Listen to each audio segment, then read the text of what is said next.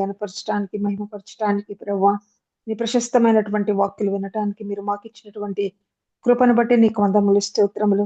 ఏర్పరచబడినటువంటి నా తండ్రి ఈ యొక్క వర్చువల్ ఫెలోషిప్ను బట్టి కూడా నీకు వందములు స్తోత్రములు చెల్లిస్తుంటున్నాం.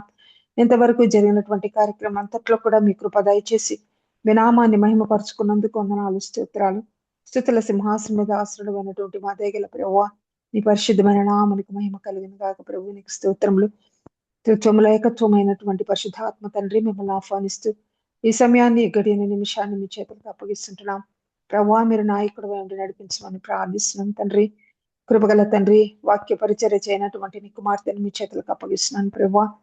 యేసని పరిశుద్ధమైన సెలవు రక్తంలో నీ కుమార్తెను ముద్రిస్తూ పరిశుద్ధాత్మ తండ్రి నీ అధికారం నాకు అప్పగిస్తుండగా నీ చిత్త ప్రకారం ఉదయ కాలమున ఏ వాక్కునైతే నా తండ్రి వినిపించాలని మీ చిత్తమై ఉంటుందో ఆ వాక్కును నా తండ్రి నీ కుమార్తె ద్వారా నాతోను మాతోని మీరు మాట్లాడమని ప్రార్థిస్తున్నాం ప్రభా.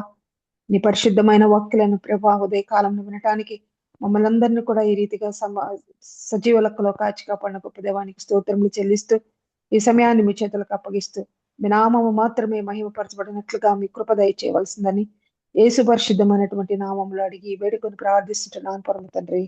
ఆమేన్, ఆమేన్, ఆమేన్. ఆమేన్. హల్లెలూయా. Praise the lord. Thank you so much అక్క. అందరికి వందనాలండి. జాన్సీ అక్క ప్లీజ్. గుడ్ మార్నింగ్ అండి అందరికి. ఈరోజు మన మధ్యలో వాక్యం అందించడానికి ప్రసీద సిస్టర్ గారు సిద్ధంగా ఉన్నారు. మరి వారు మనందరికీ తెలిసిన వారే. 3ంటికి లేచి గత కొన్ని సంవత్సరాల నుంచి గ్రూప్ లో ఉన్న అందరి కోసం ప్రార్థన చేస్తారండి. వారిని పరిచయం చేయటం గౌరవంగా భావిస్తున్నాను. ప్రసిద్ధ కందె గారు వృత్తిరీత్యా ఉపాధ్యాయురాలు. 2 దశాబ్దాలకు పైగా ప్రైవేట్ రంగంలో వారు సేవలందించారు. వారి ప్రియమైన భర్త డాక్టర్ దేవదానం గారు 3 దశాబ్దాలకు పైగా లెక్చరర్ గా సేవ చేసిన పిదప ప్రస్తుతం గిడియోన్ ఇంటర్నేషనల్ గూడూరు క్యాంపునకు చాప్లిన్ గా సేవలందిస్తున్నారు. ప్రస్తుతం ప్రసీద గారు తిరుపతి జిల్లా గిడియోన్ ఇంటర్నేషనల్ గూడూరు క్యాంపునకు ఆక్సిలరీగా సేవలందిస్తూ వివిధ పరిచర్యలలో చురుకైన పాత్ర పోషిస్తున్నారు. ప్రసీద మరియు దేవదనం గారులకు వివాహమైన కుమారుడు, వివాహమైన కూతురు మరియు ఒక మనవరాలు ఉన్నారు. వారిని ప్రేమతో ఆహ్వానిస్తున్నాను. Welcome sister. Thank you sister. Good morning అండి. Good morning. దేవుని నామంలో ప్రార్థన చేసిన సహోదరి వత్సల గారికి, అలాగే పరిచయం చేసిన ఝాన్సీ గారికి, అవకాశం ఇచ్చిన దేవదేవునికి మరియు బాబీ గారికి, కోర్ కమిటీ మెంబర్స్ కి, కూడి వచ్చిన విశ్వాసులైన పరిశుద్ధులందరికీ వందనాలండి. మనము ఈ దినమున దేవుని బలులను గురించి తెలుసుకుంటాం. వాయిస్ వినబడుతుందమ్మా? హలో, వినిపిస్తుందమ్మా. వినిపిస్తుంది. ఓకే. దేవుని ప్రేమ మనకు మొదట 6 దినాలు దేవుడు సృష్టిని చేసినట్లుగా మనకు తెలుసు. మొదటి దినమున ఆయన వెలుగు కలిగించాడు. వెలుగు కమ్మని దేవుడు పలికినప్పుడు వెలుగు కలిగింది. అది మంచిదైనట్లు దేవుడు చూచాడు. అలాగే దేవుడు వెలుగును చీకటిని వేరుపరిచారు. అలాగే మనల్ని కూడా విశ్వాసుల్ని అవిశ్వాసుల్ని ఆయన వేరుపరిచినట్లుగా మనకు తెలుసు. రెండవ దినమున ఏం చేశాడంటే ఆయన భూమిని ఆకాశంలోని సృజించాడు. 6 నెలలకు భూమి అని పెట్టాడు. జలరాశికి ఏమో సముద్రములని పేరు పెట్టాడు. మూడవ దినమున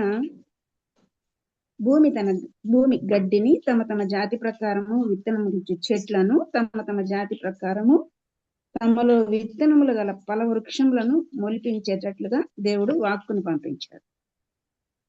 4వ దినమున 2 గొప్ప జ్యోతులను చేసినట్లుగా మనకు తెలుసు. పగటి నేలేదానికి పెద్ద జ్యోతిని, రాత్రి నేలేదానికి చిన్న జ్యోతిని, నక్షత్రములను అనగా సూర్య చంద్ర నక్షత్రములను ఆయన వాక్కు ద్వారా నిర్మించినట్లుగా మనకు తెలుసు. తర్వాత 5వ దినమున ఏం చేశాడంటే జీవము కలిగి చెలించు వాటిని, జలములు సమృద్ధిగా పుట్టించును గాక, పక్షులు భూమిపైని ఆకాశ విశాలంలో ఎగురును గాక అని పలికినట్లుగా మనకు తెలుసు. మీరు ఫలించి అభివృద్ధి పొంది సముద్ర జలముల్లో నిండియుండు అని, పక్షులు భూమి మీద విస్తరించును గాక అని దేవుడు వాటిని ఆశీర్వదించాడు. అంటే ఈ భూలోకంలో ఉన్న ప్రతి జీవిని కూడా ఆయన ఆశీర్వదించినట్లుగా మనం చూస్తాం.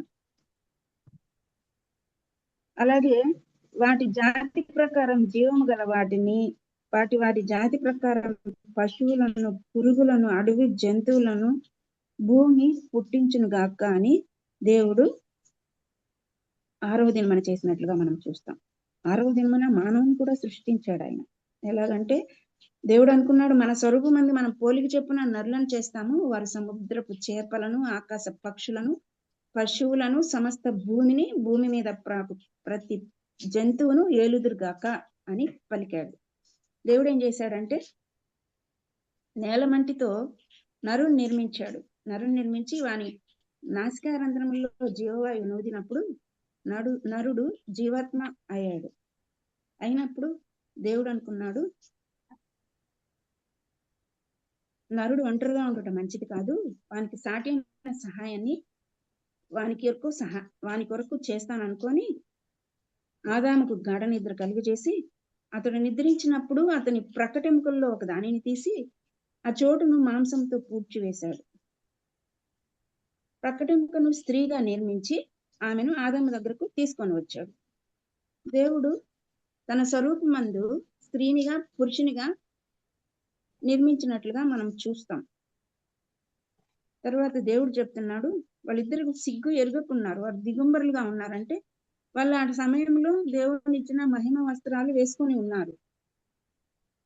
అయితే దేవుడు వాళ్ళిద్దరు చెప్తున్నాడు,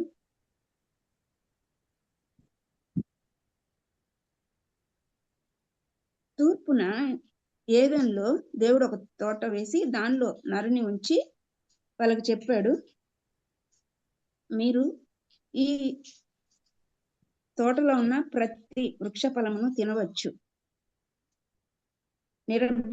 నిరభ్యంతరంగా తినవచ్చు. దేవుడైన యెహోవా ఇంకా ఏం చెప్తున్నాడంటే, తోట మధ్యలో జీవ వృక్షము, మంచి చెట్టలు తెలియనిచ్చు వృక్షము నేల నుండి మొలిపించాడు ఆయన. మొలిపించి దానికి ఆ తోటను తడిపేదానికి ఏదెనులో ఒక నదిని ఏర్పాటు చేశాడు. ఆ నది కూడా చీలిపోయి 4 శాఖలుగా ఆ తోట అంతా నీటి పారుదల ఉంటుంది. నీళ్లు పోసే పని కూడా ఆదాముకు లేదు. అదే దేవుడు వాళ్ళకి ఏం ఆజ్ఞాపించాడంటే, తోట మధ్యలో ఉన్న చెట్టు ఫలమును గురించి, అంటే మంచి చెడ్డలు తెలియనిచ్చి చెట్టును గురించి చెప్తున్నాడు. మీరు చావకుండానట్లు వాటిని తినకూడదని, వాటిని ముట్టకూడదని చెప్పాడు. చెప్పినప్పుడు వారేం చేశారంటే, సర్పము యుక్తి కలిగింది. దేవుడు నిర్మించిన ప్రతి జంతువులు. సర్పం చెప్తుంది, మీరు చావనే చావరు, ఏలైనగా వాటిని తినుదినమున మీ కన్నులు తెరవబడును, మీరు మంచి చెడ్డలను ఎరిగిన వారై దేవతల వరే ఉందిరని దేవునికి తెలియను అని స్త్రీతో చెప్పింది. స్త్రీ ఆశపడింది, ఎందుకంటే ఆమె దేవత అయిపోవాలని. ఆల్రెడీ ఆమె దేవుని కుమార్తెగా, వారు దేవుని బిడ్డలుగానే ఉన్నారు, మరలా కొత్తగా దేవత అయ్యేది లేదు. కానీ ఆ జ్ఞానం లేక ఆ వృక్షం ఆహారానికి మంచిది, కన్నులకు అందమైనది, వివేకమిచ్చు రమ్యమైనది అని తెలిసి చూచినప్పుడు ఆమెకు అనిపించింది. వాటిలో కొన్ని తిని తనతో పాటు తన భర్తకు కూడా ఇచ్చింది. ఆదాముకు తెలుసు, ఎప్పుడైతే హవ్వ ఆ పండుని తినిందో ఆమె రూపాన్ని కోల్పోయింది, మహిమ అవసరాన్ని పోగొట్టుకునింది. ఆదాము ఆమె చూచినప్పుడు ఆమె దేవునిలో లేదని గ్రహించాడు. అయినప్పటికీ ఆదాము కూడా ఆ ఫలాలు తిన్నాడు. ఎందుకంటే హవ్వ లేకుండా ఆదాము జీవించలేడు కాబట్టి, ప్రభు కూడా మనం లేకుండా జీవించలేడు కాబట్టి, మనం పాపం చేసినా కూడా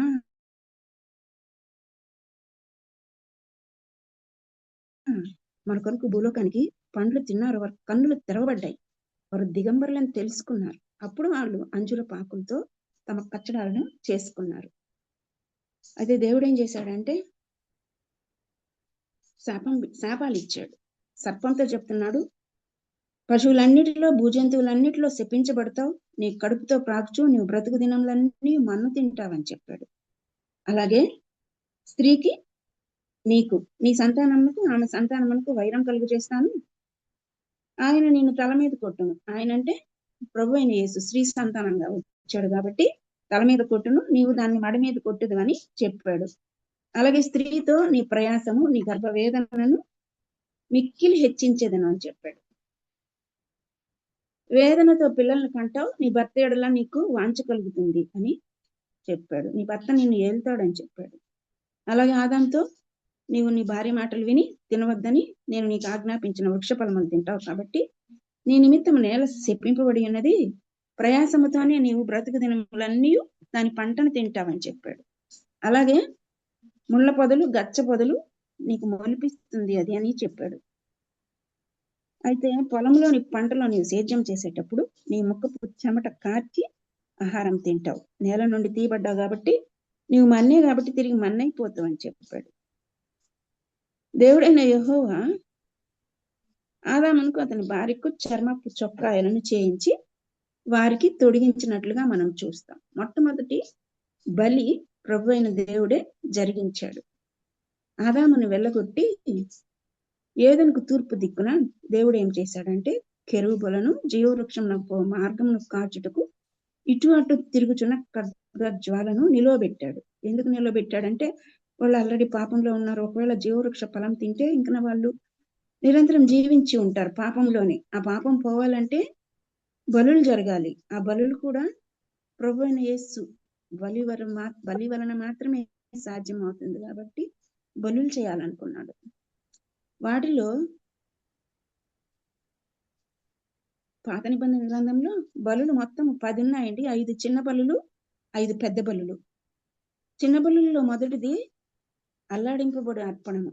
ఇది లేవి కాండము 8వ అధ్యాయం 29వ వచనంలో ఉంటుంది. 29వ వచనం వరకు ఉంటది. 22 నుంచి స్టార్ట్ చేస్తే అయితే మోషే ఏం చేశాడంటే 2వ పొట్టేలుని తీసుకున్నాడు. అంటే 2 పొట్టేళ్ళలో మొదటి పొట్టేలు దహన బలిగా అర్పించాలి.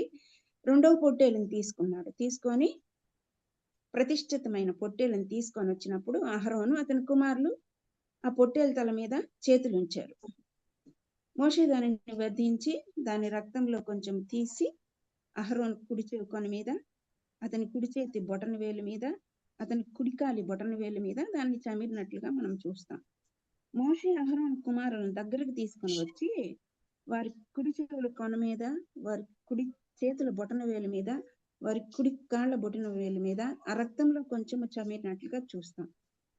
మిగిలిన రక్తాన్ని బలిపీఠం చుట్టూ ప్రోక్షించాడు.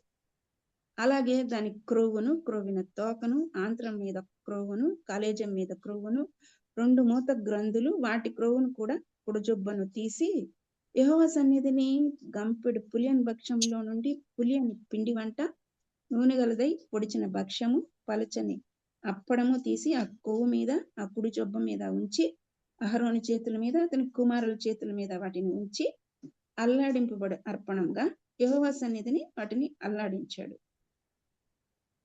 తర్వాత వారి చేతుల మీద నుండి తీసుకొని బలిపీఠం మీదనున్న దహన బలి ద్రవ్యం మీద వాటిని అర్పించాడు. అది ఇంపైన సువాసన గల హోమము. అలాగే బోరను కూడా అల్లాడించాడు. ఆ బోర దేవుడు మోషేకిచ్చిన వంతు. ఇలా ఎందుకు అల్లాడించబడుతున్న అర్పణం అర్పిస్తున్నారంటే ప్యూరిఫికేషన్ కొరకు, శుద్ధి కొరకు.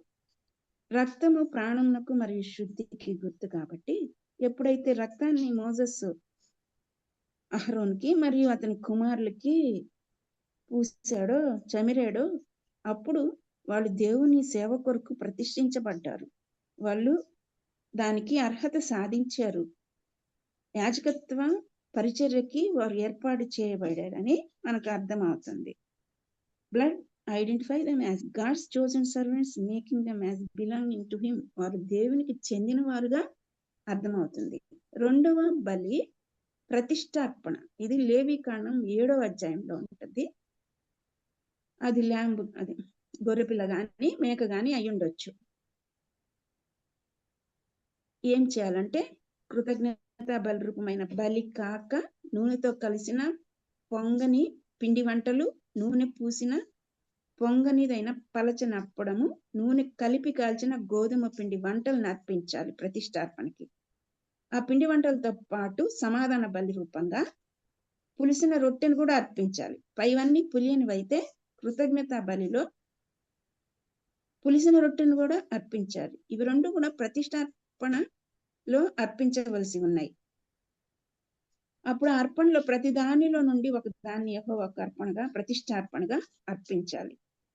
అది సమాధాన బలి పశు రక్తంను ప్రోక్షించిన యాజకునిది. ఎవరైతే యాజకుడు సమాధాన బలి పశువు రక్తాన్ని ప్రోక్షిస్తాడో ఆ ప్రతిష్టార్పణ నుంచి వచ్చిన అర్పణలన్నీ ఆ యాజకునికి చెందుతాయి. ఈ విధంగా పులిసిన పులియని రెండు ఎందుకు చేస్తున్నారంటే, లీవెండ్ బ్రెడ్ అక్నాలజెస్ హ్యూమన్ నేచర్. పులిసిన రొట్టె మానవుని స్వభావానికి సాదృశ్యంగా ఉంది. With all it's imperfections and flaws, while unleavened bread represents the ideal of perfection and purity. Unleavened bread దేనికంటే ప్యూరిటీ, శుద్ధికి మరియు సంపూర్ణతకు. అది ప్రభు అయిన యేసులో ఉన్న రెండు స్వభావాలకి సాదృశ్యంగా ఉంది. ఎలా అంటే జీసస్ క్రైస్ట్ సంపూర్ణ మానవుడు, అలాగే సంపూర్ణ దైవము. లీవెండ్ బ్రెడ్ ఏమో మానవత్వానికి సాదృశ్యం అయితే, అన్లీవెండ్ బ్రెడ్ పులియని రొట్టె దైవిక స్వభావానికి సాదృశ్యమైంది. మూడవ బలి పానీయార్పణం. ఇది నిర్గమకాండం 29వ అధ్యాయంలో ఉంటుంది. నీవు బలిపీఠం మీద నిత్యమును అర్పింపవలసినదేదనగా ఏడాది 2 గొర్రె పిల్లలను, ప్రతి దినమున ఉదయం మందు 1 గొర్రె పిల్లను, సాయంకాలం మందు 1 గొర్రె పిల్లను అర్పింపాలి. అవి కూడా 2 గొర్రె పిల్లలు, మార్నింగ్ ఈవినింగ్ 2 అర్పించాలని దేవుడు చెప్పాడు. దంచి తీసిన 30 నూనెతో కలిపిన 10వ వంతు పిండిని పానీయార్పణంగా 30 ద్రాక్షారసమును మొదటి గొర్రె పిల్లతో అర్పింపాలి. అలాగే సాయంకాలం కూడా 2వ గొర్రె పిల్లతో అర్పింపాలి. అది యెహోవాకు ఇంపైన సువాసన గల హోమం అగునట్లు ఉదయకాలం మంది అర్పణమును, దాని పానీయార్పణమును అర్పించినట్లు దీన్ని అర్పించాలి. ఉదయం మనం ఏ విధంగా చేస్తామో సాయంకాలం కూడా అదే విధంగా మనం అర్పించాలి. అది కూడా సాక్షాత్తు గుడారపు యొక్క ద్వారమునొద్ద మీ తరతరములకు నిత్యముగా అర్పించు దహన బలి. అది మీతో మాట్లాడటకు నేను అక్కడికి వచ్చి మిమ్మల్ని కలుసుకుంటాను అంటున్నాడు. ఎప్పుడైతే మనం పానీయార్పణం అర్పిస్తామో అప్పుడు దేవుడు మనం కలుసుకుంటాడంట. ద్రాక్షారసం ఎందుకంటే wine is often associated with blood in the Bible గ్రంథంలో ద్రాక్షారసం అనేది రక్తానికి సాదృశ్యమైంది. అది మత్తయి సువార్త 26వ అధ్యాయం 29వ వచనంలో మరియు మార్కు సువార్త 14వ అధ్యాయం 25వ వచనంలో లిఖించబడి ఉంది.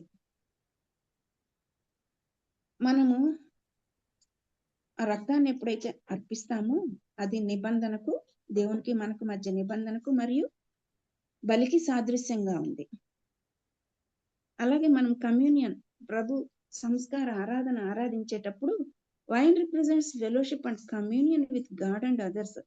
దేవునికి మానవునికి ఎలా సంబంధం ఉందో అలాగే మన చుట్టుపక్కల ఉన్న మన సహోదరులతో కూడా మనము సహవాసము కలిగి ఉండాలి. అలాగే దేవునికి మనకి ఎలా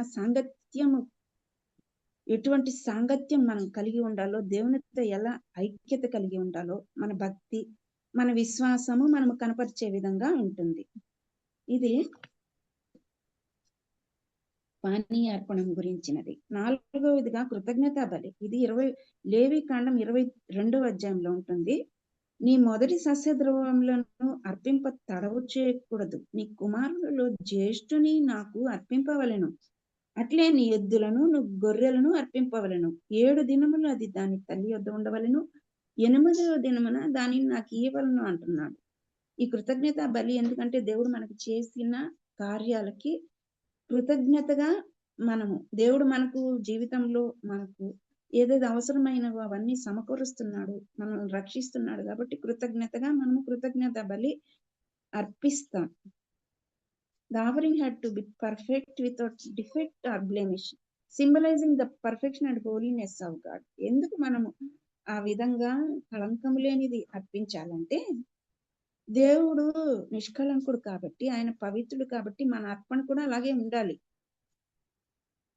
అలాగే ఇశ్రాయేలీల ఐగుప్తీయుల నుంచి విడుదల చేసినప్పుడు ఇశ్రాయేలీల జ్యేష్ఠ పుత్రులని దేవుడు మరణం నుంచి తప్పించాడు. కాబట్టి మనం ఏం చేయాలంటే మన ఫస్ట్ బోర్న్ సన్స్, ప్రథమ జ్యేష్ఠ పుత్రుల్ని దేవునికి అర్పించాలని దేవుడు ఇశ్రాయేలుకి చెప్పాడు. అలాగే ఇశ్రాయేలు ప్రథమ సంతానం బదులుగా లేవీయులను తన కొరకు ఆయన స్వాస్థ్యంగా ఎన్నుకున్నట్లుగా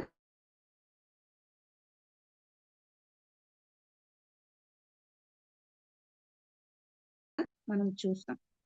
మనం ఎప్పుడైతే దేవుని సన్నిధిలో మన పాపాలను ఒప్పుకోవాలి, అలాగే మన ప్రథమ సస్య ద్రవ్యాలను మనం అర్పించాలి. ఎందుకంటే అవి దేవుడు ఇవ్వకపోతే మనకు రావు కాబట్టి. 5వది స్వేచ్ఛార్పణం, 5వ బలి. లేవికాండం 7వ అధ్యాయంలో ఉంటుంది ఇది.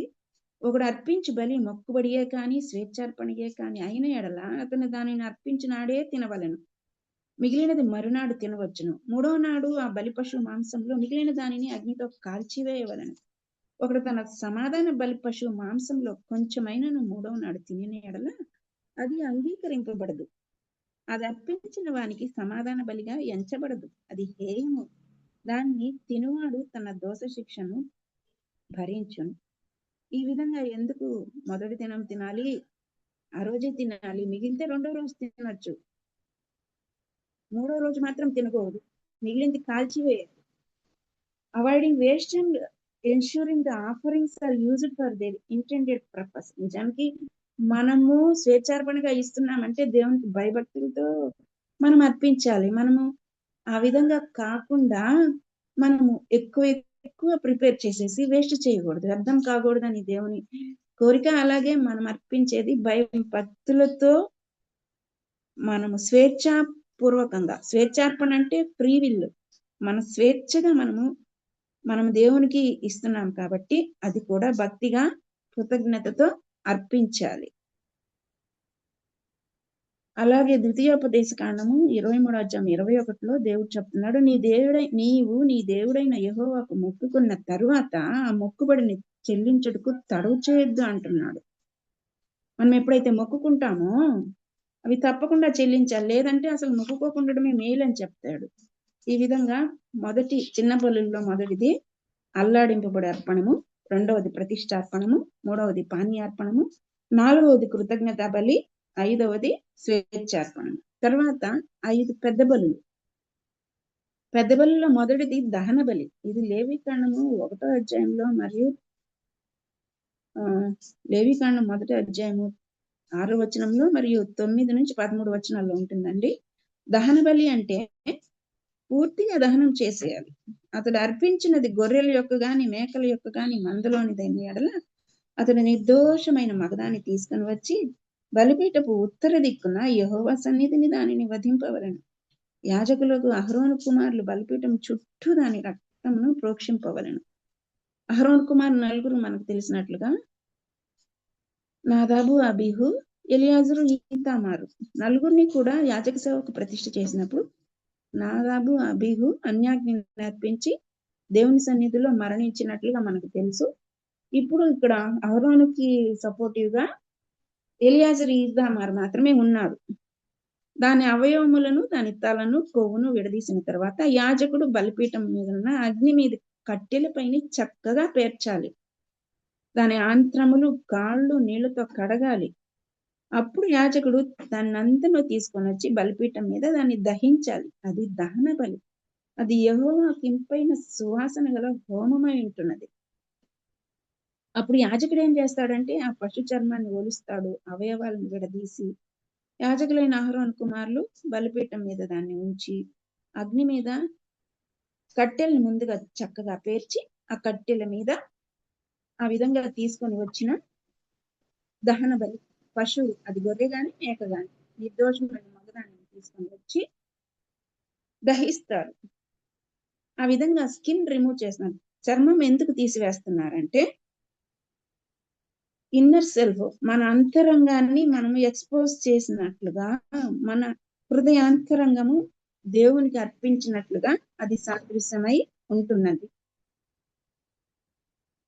అలాగే మనము దేవునికి మనల్ని మనం పూర్తిగా సంపూర్ణ దహన బలి అంటే మనల్ని మనం పూర్తిగా మన ప్రతి పాపం విషయంలో మనం సరెండర్ అయిపోతున్నాం దేవునికి అని మనం తెలియజేస్తున్నాం. 2వ బలి నైవేద్యము. ఇది లేవికాండం 2వ అధ్యాయంలో ఉంది. నీవు పొయ్యిలో కాల్చిన నైవేద్యము చేయనప్పుడు అది నూనె కలిసినది పొంగనిదియునైనా గోధుమ పిండి అప్పడంలే కాని నూనె రాచినదియు పొంగనిదియునైనా పూరిలే కాని కావలెను. అది నైవేద్యము కనుక నీవు దాని ముక్కలుగా త్రుంచి వాటి మీద నూనె పోయవలెను. నీవు అర్పించున్నది కుండలో వండిన నైవేద్యమైన ఎడల నూనె కలిసిన గోధుమ పిండితో దానిని చేయవలెను. వాటితో చేయబడిన నైవేద్యమును యెహోవా యొద్దకు తేవలెను. యాజకుని యొద్దకు దాన్ని తెచ్చిన తరువాత అతడు బలిపీఠం దగ్గరకు దానిని తేవలెను.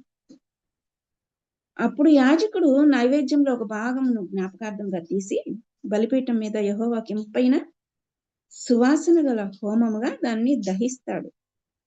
యెహోవాకు అర్పించే హోమంలో అది అతి పరిశుద్ధమైనది. దాంట్లో నైవేద్యంలో పులిసినది గాని పొంగినది గాని ఉండకూడదు.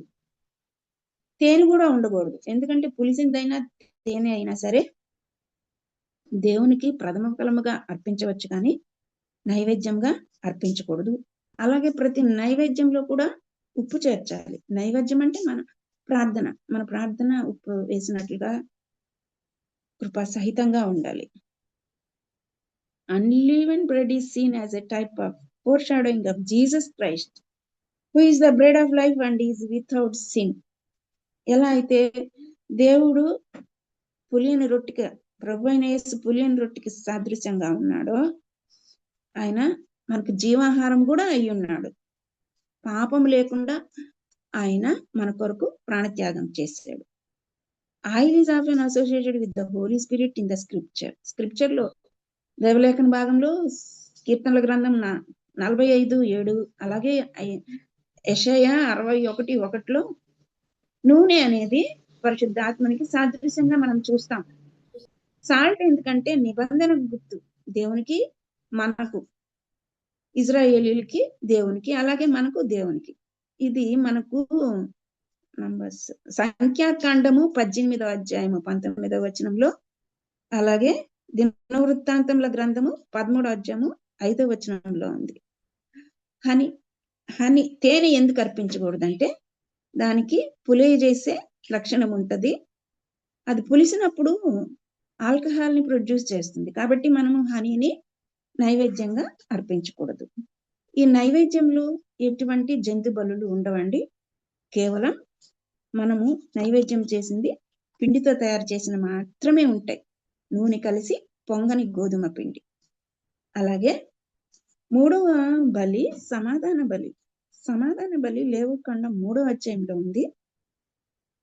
ఎవరైనా సమాధాన బలి అర్పించాలనుకుంటే గోవులలోనిది తీసుకొని రావాలి. ఆ గోవుల్లోనిది కూడా ఆడదైనా మగదైనా ఏదైనా సరే నిర్దోషమైనది తీసుకొని రావాలి. తాను అర్పించి దాని మీద చెయ్యి ఉంచి ప్రత్యక్ష గుడారం యొక్క ద్వారమున దానిని వధింపాలి. యాజకులకు అహరోను కుమారులు బలిపీఠం చుట్టూ రక్తాన్ని ప్రోక్షించాలి. ఆ సమాధాన బలిపశు యొక్క ఆంత్రముల లోపలి క్రొవ్వు, మీది క్రొవ్వు, మూత్ర గ్రంథులు, వాటి దొక్కల మీద ఉన్న క్రొవ్వు, కాలేజం మీద ఉన్న క్రొవ్వు అన్నీ కూడా తీసివేసి యెహోవాకు హోమముగా అర్పించాలి. అహరోను కుమారులు అగ్ని మీద, బలిపీఠం మీద అగ్ని ఉంటుంది, ఆ అగ్ని మీద కట్టెల మీద దహన బలి ద్రవ్యము పైన దానిని దహించాలి. అది కూడా యెహోవాకి ఇంపైన సువాసన గల హోమం అంటుంది. Fat was associated with impurity and removal and burning purified the offering and the offerer.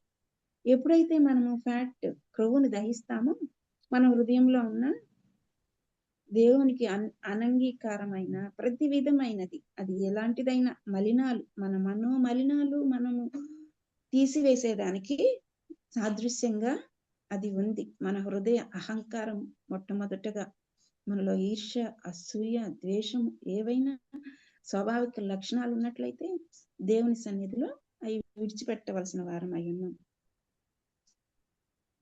ద్వారం దగ్గర మాత్రమే వధించమంటున్నాడు. ఎందుకంటే ఎవరైతే అర్పిస్తారో బలి, వాళ్ళ హృదయంలో ముందుగా కోరిక ఉంటుంది, నేను దేవుని దగ్గరికి వెళ్ళాలి, దేవుని సన్నిధిలో కనబడాలి, నేను అర్పించాలి అని.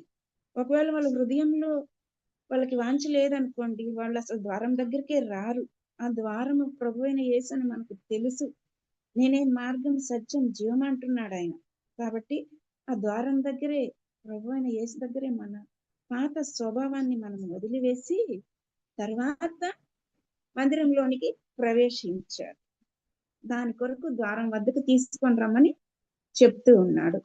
బర్న్ సాక్రిఫైస్, దహన బలి ఎప్పుడైతే ఉందో దాని మీదే దహన బలి ఆల్రెడీ అర్పిస్తారు మార్నింగ్ ఈవినింగ్. ఆ దహన బలి మీద ఈ సమాధాన బలి పశు క్రొవ్వును దహిస్తారు. ఎందుకంటే 2 బలులు the symbolize that unity and connection between the 2 sacrifices. 2 బలులకున్న సంబంధాన్ని మనకు తెలియచేస్తుంది.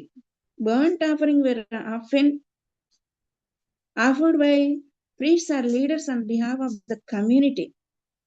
దహన బలి అయితే ప్రీస్ట్స్ యాజకులు మరియు అధికారులు సమాజం కొరకు అర్పిస్తే, while peace offerings were typically offered by individuals or families. సమాధాన బలి అయితే కుటుంబాలు లేదా ఇండివిజువల్ గా వ్యక్తిగతంగా కూడా అర్పించవచ్చు. అవి 2 కలిసినవి కాబట్టి దహన బలి మీద సమాధాన బలి పశువుల క్రొవ్వును పెట్టడం మనం చూస్తాం. 4వదిగా పాప పరిహార బలి. ఈ పాప పరిహార బలిలో లేవి కాండం 4వ అధ్యాయంలో ఉంటుంది. ప్రజలు అపరాధులగినట్లు అభిషిక్తుడైన యాజకుడు పాపం చేసిన ఎడల తను చేసిన పాపమునకై నిర్దోషమైన కోడెదూడను యెహోవాకు పాప పరిహారార్థ బలిగా అర్పించాలి. మానవుడే అభిషిక్తుడైన యాజకుడు కూడా కాబట్టి ఆయన కూడా పాపం చేసేదానికి అవకాశం ఉంది. కాబట్టి ప్రధాన యాజకుడు లేదా యాజకుడు పాపం చేసినప్పుడు ఇవి అర్పిస్తారు. అతడు ప్రత్యక్షపు గుర్రం యొక్క ద్వారం నాకు యెహోవా సన్నిధిని ఆ కోడెని తీసుకుని వచ్చి కోడె తల మీద చేయి ఉంచి యెహోవా సన్నిధిని కోడెను వధించాలి. అలాగే ఆ కోడె రక్తంలో కొంచెం తీసి ప్రత్యక్షపు గుడారానికి దానిని తీసుకొని రావాలి. ఆ రక్తంలో తన వ్రేలు ముంచి పరిశుద్ధ మందిరం యొక్క అడ్డతెర ఎదుట రక్తంలో కొంచెం 7 మారులు యెహోవా సన్నిధిని ప్రోక్షించాలి. అప్పుడు యాజకుడు ప్రత్యక్ష గుడారంలో యెహోవా సన్నిధిని ఉన్న సుగంధ ద్రవ్యముల ధూపవేదిక కొమ్ముల మీద ఆ రక్తంలో కొంచెం చెమరి ప్రత్యక్షపు గుడారం యొక్క ద్వారం వద్దనున్న దహన బలి పీఠం అడుగున ఆ కోడి యొక్క రక్తశేషం అంతా పోసివేయాలి. అలాగే పాప పరిహారార్థ బలి రూపమైన కోడి క్రొవ్వు తీసివేయాలి. ఆంత్రముల మీద క్రొవ్వు, అలాగే మూత్ర గ్రంథులు, కాలేజం మీద ఉన్న కొవ్వు, డొక్కల మీద ఉన్న కొవ్వు మొత్తం సమాధాన బలికి ఎలా చేస్తారో అలాగే మొత్తం తీసి దహన బలి పీఠం మీద దహించాలి. అలాగే కోడి శేషము, దాని చర్మము, దాని మాంసము, దాని తల, దాని కాళ్ళు, ఆంత్రములు, పేడ అన్ని పాళెం వెలుపల బూడిదను పారబోయి పవిత్ర స్థలమునకు తీసుకొని పోయి అగ్నిలో కట్టెల మీద కాల్చాలి. బూడిద పారబోయే చోట దాన్ని కాల్చివేయాలి. ఈ మిగిలిన బలులన్నీ కూడా ప్రత్యక్ష గుడారము ఆవరణలో జరిగితే ఇది మాత్రం పాళెము వెలుపల జరగాలి. ఇజ్రాయేల్ సమాజం అంతా పొరపాటు చేసి తప్పిదం చేసినప్పుడు, ఏదైనా పాపం చేసి దేవునికి విరోధంగా అపరాధులైనప్పుడు యాజకుడు పాపరార్థ బలి యొక్క కోడిని ఎలా అయితే చేస్తాడో అలాగే దీన్ని కూడా చేయాలి. అప్పుడు యాజకుని నిమిత్తము అలాగే ప్రజల నిమిత్తం కూడా పాప క్షమాపణ కలుగుతుంది. దీంట్లో యాజకుడు మొత్తముగా అర్పించాలి. వెలుపల గుడారానికి వెలుపల బూడిదను పారబోయే చోట కాల్చాలి దాన్ని. ఆ విధంగా ఎందుకు అలా స్ప్రింకిల్ చేస్తున్నారు రక్తాన్ని అంటే 7 times.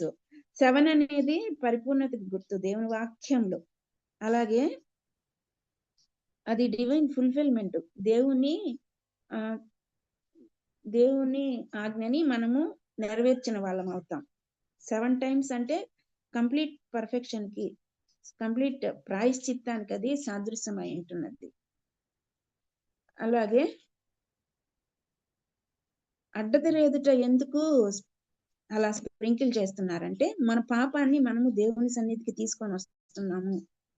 మన పాపాన్ని దేవుని దగ్గర తీసుకొని వచ్చి ఆయన క్షమాపణని మనం కోరుకుంటున్నాము, మమ్మల్ని శుద్ధి చేయమని కోరుకుంటున్నామని దానికి అది గుర్తు ఉంటూ ఉన్నది. దేవుడు ఎప్పుడైతే పాపాన్ని మన్నిస్తాడో అప్పుడు మనకు పాప క్షమాపణ కలుగుతుంది. ఈ విధంగా ఎందుకు బయట పాళెం వెలుపల బూడిదను పారబోయే చోట ఎందుకు కాల్చాలి అంటే మన పాపంని దేవుని సన్నిధి నుంచి దూరంగా సపరేట్ చేస్తున్నాం. మనం దేవుని సన్నిధికి దూరంగా మన పాపాన్ని వదిలేస్తున్నాము అనేదానికి గుర్తయి ఉంటున్నది. కంప్లీట్ గా బాండ్ చేస్తున్నాం, పూర్తిగా కాల్చివేస్తున్నాం.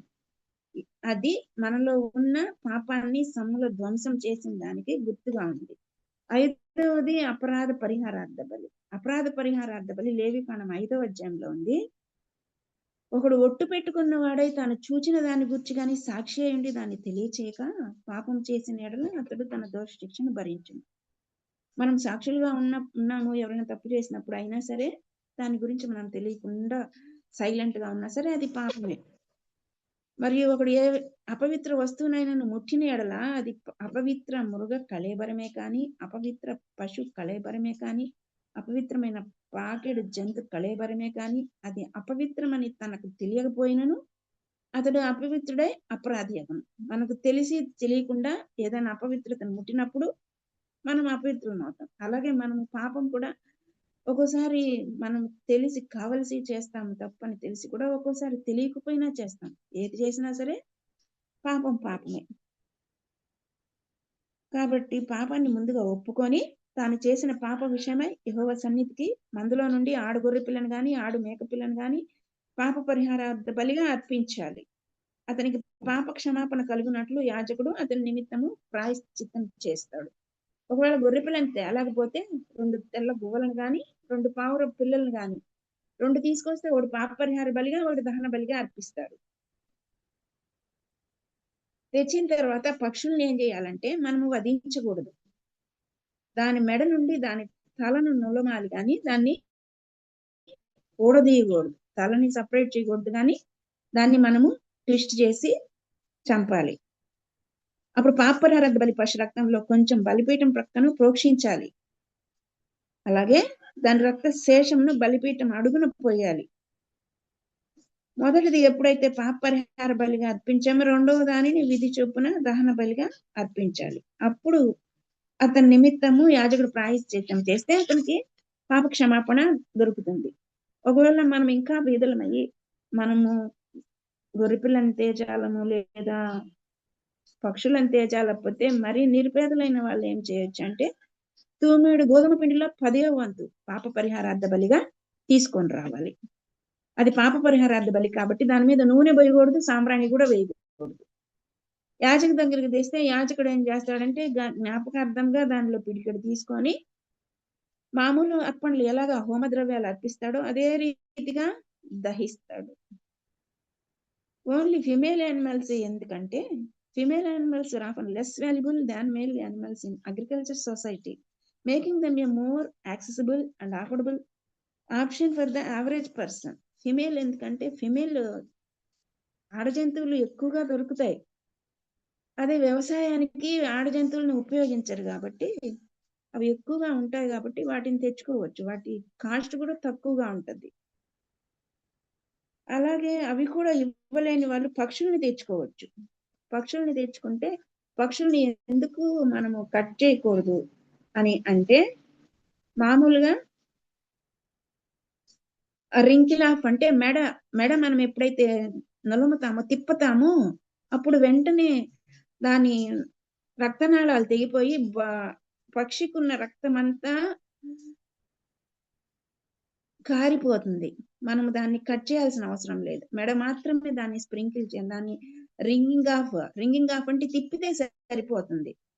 అది మానవత్వానికి గుర్తు. మనము దాన్ని కట్ చేసినట్లయితే అది ఎక్కువ బాధపడుతుంది. లేదా దాన్ని రింగింగ్ ఆఫ్ మనము మెలి తిప్పినట్లయితే ఒక క్షణంలోనే దానికి ప్రాణం పోతుంది. అలాగే మరీ పేదవాళ్ళు పిండిని తీసుకొని రావచ్చు. ఆ పిండి 1/10 ఆఫ్ ఎన్ ఏఫా అంటే 2.5 లీటర్లో 10వ వంతు. ఇది మనకి ఏమని అర్థం అవుతుందంటే ఎంత పేదవాడైనా సరే దేవుని సన్నిధికి అర్పణ తీసుకురావచ్చు. దేవుడు మనం తీసుకొని వచ్చే అర్పణని చూడడు కానీ మన హృదయాన్ని లక్ష్య పెట్టే దేవుడై ఉన్నాడు. ఈ విధంగా మనకు 5 పెద్ద బలులు ఉన్నాయండి. 5 పెద్ద బలులు.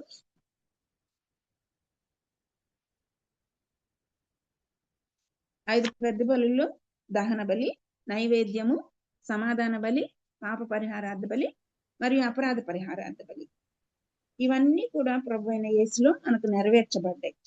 నూతన నిబంధనలో హెబ్రీ గ్రంథకర్త 10వ అధ్యాయం 4వ వచనంలో ఏలయనగా ఎడ్ల యొక్కయు మేకల యొక్కయు రక్తము పాపములను తుడిచివేయట అసాధ్యమని చెప్తున్నాడు.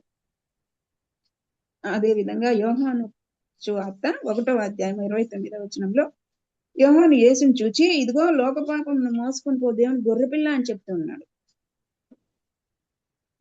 దేవుడు లోకపాపాన్ని మోసుకొని పో గొర్రెపిల్ల అంటే మనం మొదటి నుంచే దేవుడు అలాగే చేయొచ్చు కదా.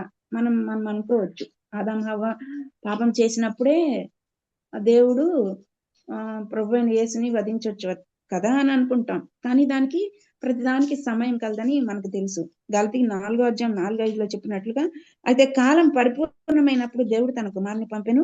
ఆయన స్త్రీ యందు పుట్టి మనము దత్తపుత్రులం కావాలని ధర్మశాస్త్రమునకు లోబడి ఉన్న వారిని విమోచించుటకై ధర్మశాస్త్రమునకు లోబడిన వాడేను అంటున్నాడు. కాలం పరిపూర్ణమయ్యేదానికి సమయం పట్టింది కొంత. అలాగే హెబ్రీ 10:1 ధర్మశాస్త్రము రాబోచున్న మేలుల ఛాయ కలిగే గాని ఆ వస్తువుల నిజ స్వరూపం కలది కాదు కనుక యాజకులు ఏటేటా ఎడతెగకుండా అర్పించి ఒక్కటే విధమైన బలులు వాటిని తెచ్చు వారికి ఎన్నడూ సంపూర్ణ సిద్ధి కలుగు చేయవు అంటున్నారు. పాత నిబంధనల బలువన్నీ కూడా ప్రభువైన యేసు శిలువ బలి యాగానికి సాదృశ్యంగా ఉన్నాయి. ఆయన ఎందుకు బలియాగం అవ్వాల్సింది వచ్చిందంటే మరణ శాసనాన్ని ఆయనే రాశాడు కాబట్టి. హెబ్రీ 9:16లో చెప్పినట్లుగా మరణ శాసనము ఎక్కడ ఉండునో అక్కడ మరణ శాసనం రాసిన వాని మరణము అవశ్యము. ఆ శాసనము రాసిన వాడు మరణం పొందితేనే అది చెల్లుతుంది. కాబట్టి శాసనం రాసింది ఆయనే కాబట్టి మరణ శాసనం అంటే వీలునామా. మనం కూడా మన పిల్లలకి ధనవంతులు రాస్తారు, వీలునామా రాసినప్పుడు వాళ్ళు మరణిస్తేనే అది చెల్లుతుంది. అలాగే దేవుడు మరణించితే కానీ మనకు ఆ మరణ శాసనము అంటే ఆయన బలియాగము మనము అప్లై చేసుకోలేం. అలాగే మోషే గారు కూడా ఏం చేసేవాడంటే ప్రతి ఆజ్ఞను ప్రజలతో చెప్పిన తర్వాత ఆయన నీళ్లతోనూ రక్తవర్ణము గల గొర్రెబొచ్చుతోను హిస్సోపుతోను కోడెల యొక్క మేకల యొక్క రక్తమును తీసుకొని దేవుడు మీ కొరకు విధించిన రక్తం ఇదే అని చెప్పుచు గ్రంథం మీదను ప్రజలందరి మీదను ప్రోక్షించడం మనం చూస్తాం. అలాగే రక్తం చిందింపకుండా పాప క్షమాపణ కలగదని మనకు తెలుసు. దేవుడు ఈ భూలోకానికి వచ్చేదానికి మానవ రూపిగా 62 తరాలు పట్టిందండి. ఆదాము నుంచి నోవహు వరకు 10 తరాలు, నోవహు నుంచి అబ్రహాం వరకు 10 తరాలు, అవి మొత్తం 20 తరాలు. అలాగే అబ్రహాం నుంచి దావీదు వరకు 14 తరాలు, దావీదు నుంచి ప్రభు అయిన యేసు వరకు 28 తరాలు, మొత్తం కలిపి 62 జనరేషన్స్, 62 జనరేషన్స్ పట్టింది ప్రభు ఈ లోకానికి వచ్చేదానికి. అంటే అప్పుడు కాలము పరిపూర్ణమైంది. మొదటి పేతురు 1:18లో పేతురు గారు అంటారు, వెండి బంగారంల వంటి క్షయ వస్తువుల చేత మీరు విమోచింపబడలేదు, కానీ అమూల్యమైన రక్తం చేత అనగా నిర్దోషమును నిష్కలంకము గొర్రెపిల్ల వంటి క్రీస్తు రక్తము చేత విమోచింపబడదురని మీరు ఎరుగురు కదా అంటారు. మీరు ఎరుగుదురు అంటే మనకు తెలుసు ఆల్రెడీ, ఎందుకంటే ఆయన నిర్దోషుడు, నిష్కలంకుడు, గొర్రెపిల్ల వంటి వాడు.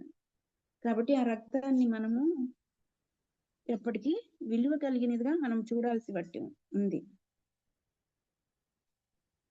ఎప్పుడైతే ఆల్టర్ దగ్గర బలిపీఠం దగ్గర రక్తాన్ని పోస్తున్నారో, blood represented life and pouring and life and pouring it under the altar symbolized the transfer of sin and guilt from the person to the altar, where it was covered by God mercy. ఎప్పుడైతే బలిపీఠం దగ్గర రక్తాన్ని పోస్తారో అప్పుడు మన పాపములు బలిపీఠం దగ్గరికి ఉన్న జంతువు మీదకి ట్రాన్స్ఫర్ అయిపోతాయి. ఆ రక్తం అంతా అక్కడ పోసినప్పుడు దేవుని కృప మనల్ని ఆవరిస్తూ ఉంది. అలాగే యానిమల్స్ బ్లడ్, జంతువుల రక్తము ప్రభు అయిన యేసు రక్తముకి సాదృశ్యంగా ఉంది. చివరికి అల్టిమేట్ సాక్రిఫైస్ వచ్చి జీసస్ క్రైస్ట్ మాత్రమే. అలాగే హెబ్రీ 13:11-12లో చెప్పినట్లుగా వేటి రక్తము పాప పరిహారార్థ బలిగా పరిశుద్ధ స్థలంలోనికి ప్రధాన యాజకుని చేత తేబడును, ఆ జంతువుల కళేబరములు శిబిరమునకు వెలుపట దహింపబడును అనంది.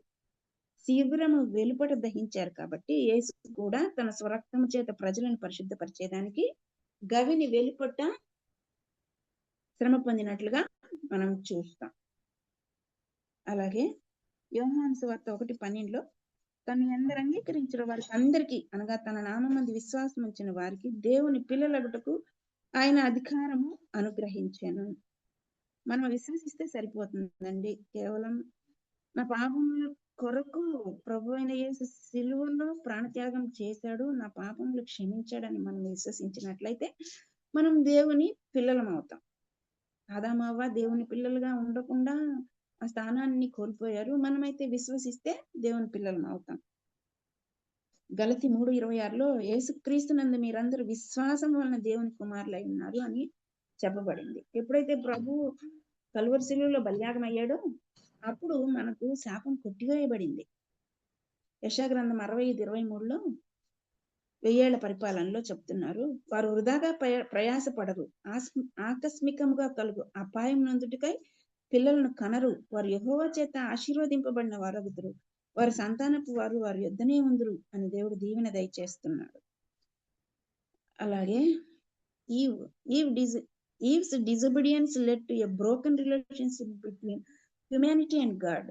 దేవునికి మానవునికి ఉన్న సంబంధాన్ని హవ్వ చేసిన అవిధేయత, ఆమె చేసిన పాపము దేవునికి మానవునికి సంబంధాన్ని బ్రేక్ చేసేసింది. అయితే Jesus sacrifice restored this relationship, allowing humans to reconnect with God. ఎప్పుడైతే ప్రభు అయిన యేసు శిలువలో బలియాగం అయ్యాడో అప్పుడు దేవునికి మానవునికి తిరిగి సత్సంబంధము ఏర్పడింది. మనం పాపంను ఒప్పుకోవాలి. మొదటి యోహాను పత్రిక, యోహాను రాసిన మొదటి పత్రిక 1:9లో మన పాపములను మనం ఒప్పుకొనిన ఎడల ఆయన నమ్మదగిన వాడు, నీతిమంతుడు కనుక ఆయన మన పాపములను క్షమించి సమస్త దుర్నీతి నుండి మనలను పవిత్రునిగా చేయును. మనం ముందు మన పాపాలను ఒప్పుకోవాలి. ఒప్పుకోకుండా మనము ఆదాములాగా పాపాన్ని అలాగే కప్పుకున్నట్లయితే దేవుడు క్షమించడు. మనము దేవుని సారూప్యము కలవారు అవ్వాలని దేవుని కోరిక. రోమా పత్రిక 8:29లో ఎందుకనగా తన కుమారుడు అనేక సహోదరుల జ్యేష్ఠుడగునట్లు దేవుడు ఎవరిని ముందు ఎరుగునో వారు తన కుమారునితో సారూప్యం గల వారగుటకు వారిని ముందుగా నిర్ణయించాడంట. దేవుడు ముందుగా మనల్ని నిర్ణయించాడు కాబట్టి మనకు దేవుడు ఈ విధంగా మనల్ని ఏర్పాటు చేసుకున్నాడు. పాత నిబంధన బలులు ఆ 10 అయితే నూతన నిబంధన బలులు ఉన్నాయండి.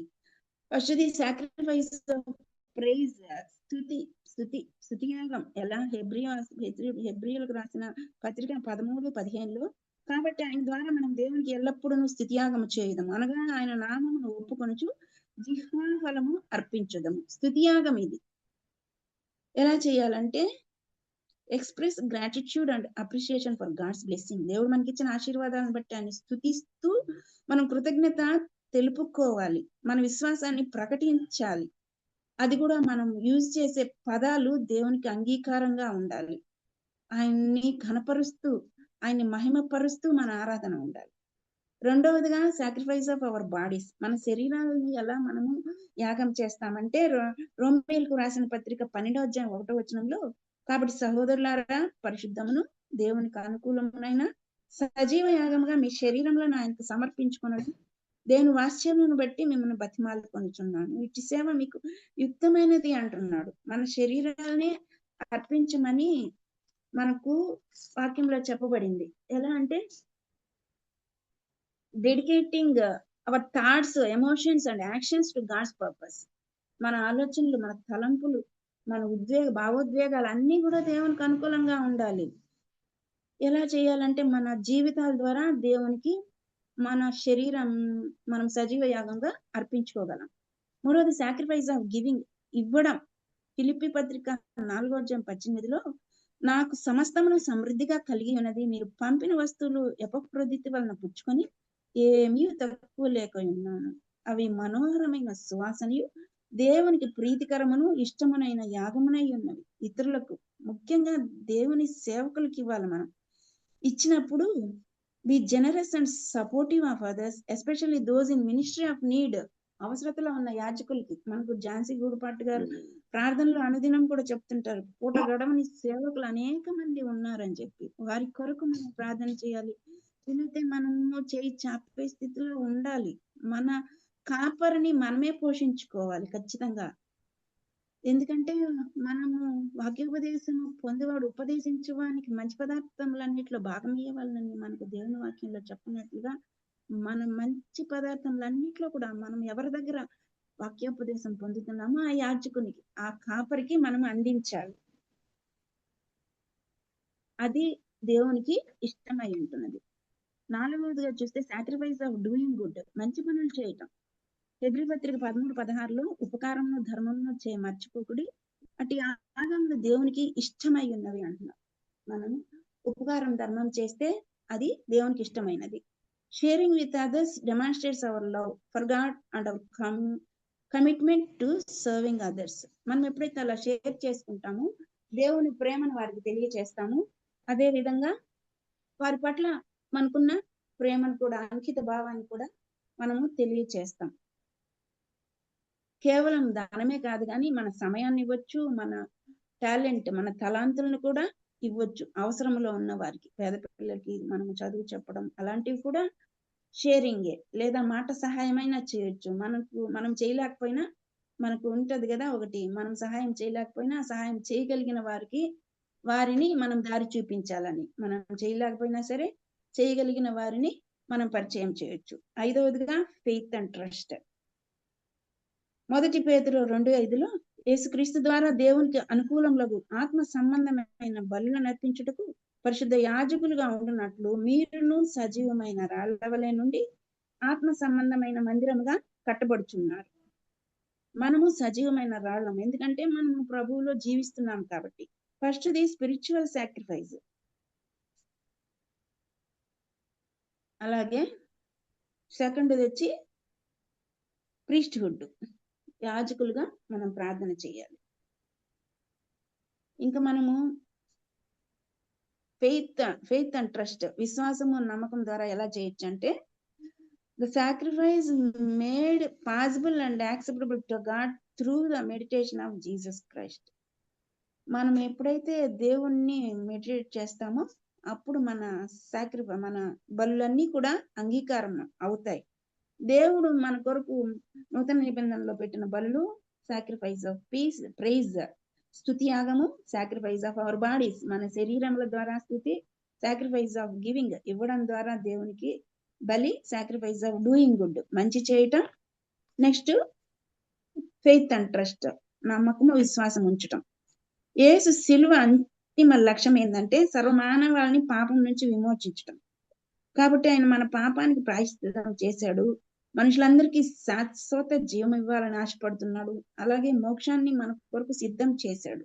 అది కేవలం మనకే కాదు, దేవుడు మనల్ని ఎలా ప్రేమించాడు అలాగే మనం కూడా మన తోటి వారిని ప్రేమించి వారికి ఆ మార్గాన్ని చూపించవలసిన వారమై ఉన్నాం. దేవుడే మోక్షానికి మార్గం. ఎందుకంటే మానవునికి నరులకు, దేవునికి నరులకి మధ్యవర్తి ప్రభు అయిన యేసు మాత్రమే. కాబట్టి మనం యేసు ద్వారా మాత్రమే మోక్షానికి చేరుకోగలమని చెప్పాలి. ఆయన ప్రాణత్యాగం ఎప్పుడైతే చేశాడో, అలాగే ప్రాణత్యాగం చేసి మరణించినప్పుడు పునరుద్ధానం కూడా అయ్యాడు. పునరుద్ధానం అయినప్పుడు సర్వమానవాళికి రక్షణ మార్గాన్ని సిద్ధపరిచాడు. ఎప్పుడైతే సిద్ధపరిచాడో ఆ మార్గం ద్వారా మనము దేవునితో సంబంధం ఏర్పరచుకోగలుగుతాం. ఎవరైతే దేవుని దగ్గరికి వస్తారో వాళ్ళు మాత్రమే మోక్ష రాజ్యానికి చేరతారు. మన దగ్గర మనకి ఎవరైనా మనకు అమౌంట్ ట్రాన్స్ఫర్ చేస్తారు. ఉద్యోగస్తులకి అయితే అమౌంట్ ట్రాన్స్ఫర్ చేస్తారు బ్యాంక్ అకౌంట్ కి, లేదా పేదవాళ్ళకి ఉన్న వాళ్ళు ట్రాన్స్ఫర్ చేస్తారు, లేదా తల్లిదండ్రులు పిల్లలకి ట్రాన్స్ఫర్ చేసినప్పుడు అమౌంట్ అక్కడే ఉంటది. కానీ మనము వెళ్ళి డ్రా చేసి తెచ్చుకోవాలి, ATM లో కానీ బ్యాంక్ లో కానీ. అలాగే దేవుడు రక్షణను సిద్ధపరిచేశాడు. మనం అక్కడికి దగ్గరికి వెళ్ళి తెచ్చుకుంటేనే మనకు ఎలాగ డబ్బులు వస్తాయో, మనం దేవుని దగ్గరికి వచ్చినప్పుడు మాత్రమే మన పాపాలు క్షమించబడతాయి. మనం ఒప్పుకున్నప్పుడే మన దోషం పరిహరించబడుతుంది. అప్పుడే మనకు రక్షణ వస్తుంది. కాబట్టి మనము రక్షణ పొందిన మనము ఇతరులను కూడా దేవుని వైపు నడిపించాలి. అలాగే సిద్ధము చేయబడిన రక్షణ మనకుగా మనం వెళ్ళాలి, అంతేగాని రక్షణ మన దగ్గరికి రాదు. దేవుడు వచ్చాడు, ప్రాణత్యాగం చేశాడు, రక్షణ మార్గాన్ని సిద్ధపరిచాడు. ఆయన వెళ్ళిపోయాడు, మరలా త్వరగా మేఘారూఢుడై రానై ఉన్నాడు. మనం ఏం చేయాలంటే ఆ రక్షణ మార్గంలో అనుదినము కూడా నడవాలి.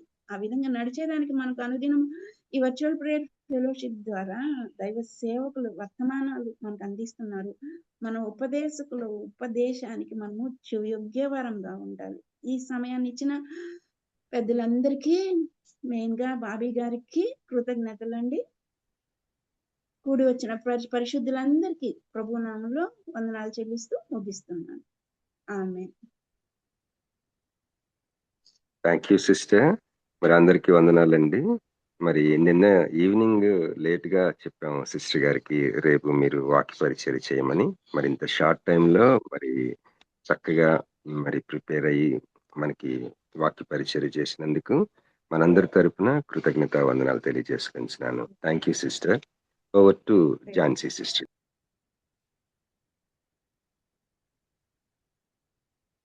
థ్యాంక్ యూ అన్న.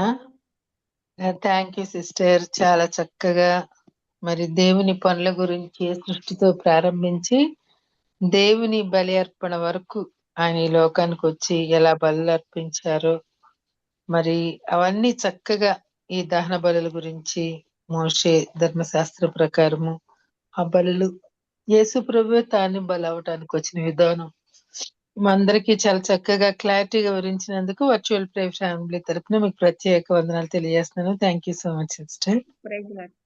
థ్యాంక్ యూ అండి. మన మధ్యలో ఉన్న మాస్టర్ మురళీ బాబాయ్ గారు అయినట్లయితే రెవరెండ్ జామి రవికుమార్ గారు ముగింపు ప్రార్థన పరలోక ప్రార్థన ఆశీర్వాదవలసిందిగా కోరుతున్నానండి. ప్రార్థన చేసుకుందండి. పరిశుద్ధం ఏంటంటే నీ బంగారు పథకం అందరం ప్రభా తండ్రి సిస్టర్ ప్రసిద్ధ సిస్టర్ గారు మరుగుపరిచి మాతోనూ మీరు మాట్లాడిన విధానం బట్టి ప్రార్థన చేస్తున్నాం ప్రభా. అయ్యా నువ్వు ఇచ్చిన అనుభవాన్ని దేవతను ప్రభావ వినియోగించుకుని తండ్రి ఆది కాండం నుంచి చివరి వరకు ప్రభావ నువ్వు చేసిన సమస్తమైన కార్యాలను ఈ విధంగా ప్రభా మా కోసం తండ్రి నువ్వు బలర్పించావు. అదేవిధంగా దేవతను ప్రభా ఈ విధంగా తండ్రి ప్రభా ఈ రక్తానికి సంబంధించిన అనేక విషయాలు బోధించి అందుమంటే వందనాలు చెల్లిస్తున్నాను తండ్రి. సహాయం తెచ్చండి. నీ దాసులు ఇంకా బహుబలంగా వాడుకోమని ప్రార్థన చేస్తున్నాను తండ్రి. అదేవిధంగా ప్రభు క్రిస్మస్ సీజన్లో మా బిడ్డలందరూ ప్రభు అందరూ వాడబడడానికి ప్రభా నీ సహాయం తెచ్చమని ప్రార్థన చేస్తున్నాను తండ్రి. మా స్వరాలు ప్రభ నీ కోసం వాడబడాలి.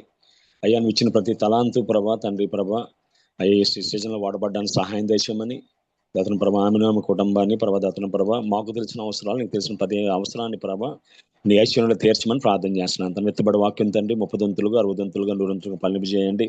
ప్రతిరోజు బిడ్డ దేవతను ప్రభా ఇందులో పాల్గొని ప్రభా నా యొక్క బాధ్యతలు ప్రభా నిర్వహిస్తుండగా ప్రభా అయ్యా నువ్వు చేసిన పరిచయం మధ్య దేవుడు అన్యేషుడు కాదని సెలవిచ్చా ప్రభా కుటుంబం నిండారుగా దీవించండి. విధంగా ప్రతిరోజు తండ్రి నీ వాక్యం వినడానికి తండ్రి నీ పాటలు పాడడానికి ధ్యానించడానికి ఒక అవసరాలు ఒకరితో పంచుకోవడానికి నువ్వు ఇచ్చిన ప్రభు శాసన ప్లాట్ఫామ్ బట్టి వందనాలు చెల్లించుకుని నేను ఏర్పాటు చేసిన బాబీ రత్నాకర్ గారిని వారి కుటుంబాన్ని సంవత్సరం దీవించండి ప్రభా. అదేవిధంగా దేవతని ప్రభా సహకరిస్తున్న ఝాన్సీ సిస్టర్ గారిని అదేవిధంగా దత్తని స్వరూప్ గారిని జాన్సన్ గారిని తేజ పండిత్ గారిని కోటి వారిని జ్ఞాపకం చేసుకోండి ప్రభా. అనారోగ్యంతో బాధపడుతున్న బిడ్డల కోసం ప్రార్థన చేస్తున్నాం. ప్రత్యేక సుధాకర్ రెడ్డి గారి కోసం ప్రార్థన చేస్తున్నాం ప్రభా.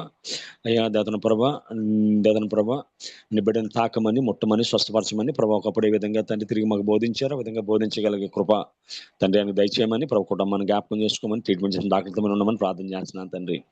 అయ్యా విజయ్ కుమార్ గారి కోసం ప్రార్థన చేస్తున్నాం ప్రభా. బిడ్డను కూడా స్వస్థపరచండి బలపరచండి సంపూర్ణ ఆరోగ్యంతో నింపండి తండ్రి. రాబర్ట్ జేమ్స్ గారి కోసం ప్రార్థన చేస్తున్నాను. అదేవిధంగా దేవతన ప్రభు ఆశీర్వాదం గారి కోసం ప్రార్థన చేస్తున్నాను. నీకు ఎవరైతే అనారోగ్యంగా ఉన్నారో ప్రభా ప్రతి ఒక్కరిని ప్రభా నువ్వు తాకమని ముట్టమని స్వస్థపరచమని ఒకప్పుడు ఏ విధంగా ప్రభు ఆరోగ్యం తెచ్చేయండి అయ్యా. ఆనాడు ప్రభు నయమాన తండ్రి నీ మాట విన్నప్పుడు దేవతన ప్రభా పసిపిల్లల వల్ల దేహం వల్ల అయిపోయిందని వాక్యం చదివిస్తుంది ప్రభా. అటు దేహాలు అటు హృదయాలు అటు ఆరోగ్యాలు బిడ్డలు దయచేయమని ప్రార్థన చేస్తూ ఉన్నాను ప్రభు. సహాయం తెచ్చేయండి తండ్రి. అదేవిధంగా పాల్గొన్న బిడ్డలందరూ జ్ఞాపకం చేసుకుంటే ఆర్థిక ఇబ్బందుల్లో ఉన్నవారు ఆరోగ్య సమస్యల్లో ఉన్నవారు కుటుంబ సమస్యల్లో ఉన్నవారు బిడ్డలతో ఇబ్బంది పడుతున్నవారు ప్రతి ఒక్కరిని జ్ఞాపకం చేసుకుని తండ్రి. చదువుకున్న బిడ్డలందరినీ దీవించండి అయ్యా. అయ్యా ప్రభా సింహం పిల్లలు ఏమి గలవి ఆకలి కొండు కానీ యెహోవాను ఆశించే వారికి ఏ మేలు కొదువైదు ఉన్నావు ప్రభా. ఏ మేలు కొదువు ఉన్నా నీ ఐశ్వర్యంలో తీర్చమని ఈరోజు మేము చేసిన ప్రతి పనిలో సూటి అయిన మార్గాన్ని చూపించమని ఈ చిన్న ప్రార్థన మా ప్రభును ప్రియకుమారుడైన యేసుక్రీస్తు దివ్యనామమున అడిగేడుకుంటున్నాం పరమ తండ్రి. ఆమేన్. పరలోకమందున్న మా తండ్రి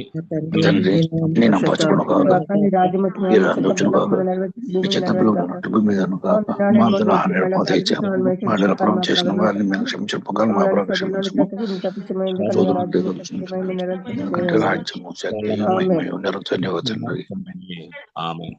మన తండ్రి అన్ని దేవుని ప్రేమ కుమారుడైన యేసుక్రీస్తు కృప పరిశుద్ధాత్మ వాక్యం చెప్పిన దాసురాలకు పాల్గొన్న మనకు అనారోగ్యంతో బిడ్డలకు జరుగుతున్న క్రిస్మస్ అన్నిటికీ ప్రభాత ప్రాంతంలో బిడ్డలకు ఆయన కృప సదాకాలంతో నడిపించును గాక. ఆమేన్. ఆమేన్. థ్యాంక్ యూ పాస్టర్ గారు. ప్రార్థించిన రెవరెండ్ జామిరావు కుమార్ గారికి, వాక్యం అందించిన ప్రసీత సిస్టర్ గారికి వందనాలు తెలియజేసుకుంటూ జాయిన్ అయిన మీ అందరికి కూడా వందనాలండి. హ్యావ్ ఎ నైస్ డే అండి. థ్యాంక్ యూ అండి అందరికి.